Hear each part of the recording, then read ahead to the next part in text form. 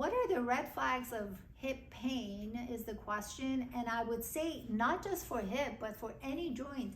If it keeps you away from sleeping or it wakes you up from pain, from sleeping, that is a red flag, always. If when you basically it interferes with your functionality, it's a constant pain, that's a red flag. If you cannot find anything to soothe the pain or diminish it, that's a red flag. So those are the times that just because you go to an emergency room, I mean, emergency room is more of a life-threatening things. This is so they will MRI you perhaps, which I doubt for hip pain, but they may just tell you to go see your orthopedist. Now understand that orthopedists expertise are not necessarily in the field of rehabilitation.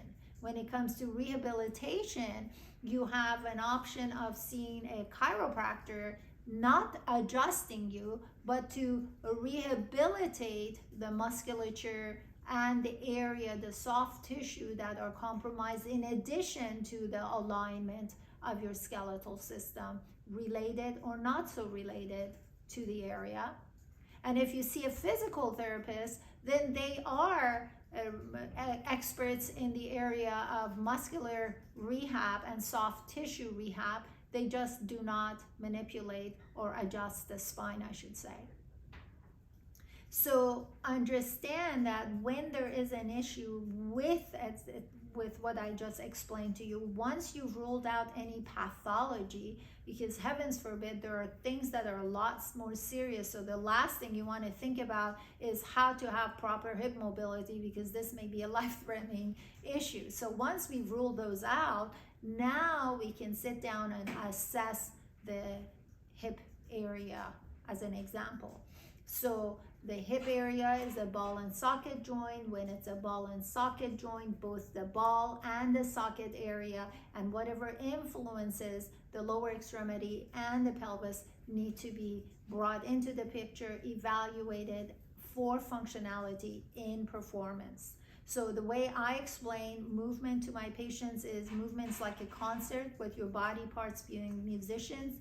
Just because you have amazing musicians that know their musical instruments just so well. The issue is not that they don't know how to be, they don't know how to play together.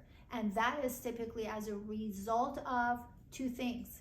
Either it's an injury or lifestyle modification, or there is a change in the map of movement, which is your movement homunculus. That's the fancy name for that map of the brain that we're talking about. So when it comes to our patients in my practice, I assess for the map and I assess for the body parts functionality. I put all of that information together, and my treatment methodology is following the movement patterns that all babies on this planet follow without being coached or trained. It just kind of makes sense. You and I moved the same way as babies, our parents have, and our future generations will as well. So that is the methodology, that's the mechanics of movement. So why reinvent the wheel if I can just go through that process and see with the information I gathered from homunculus and functionality and movement what I'm seeing. So that was a long-winded way to answer your question, but that is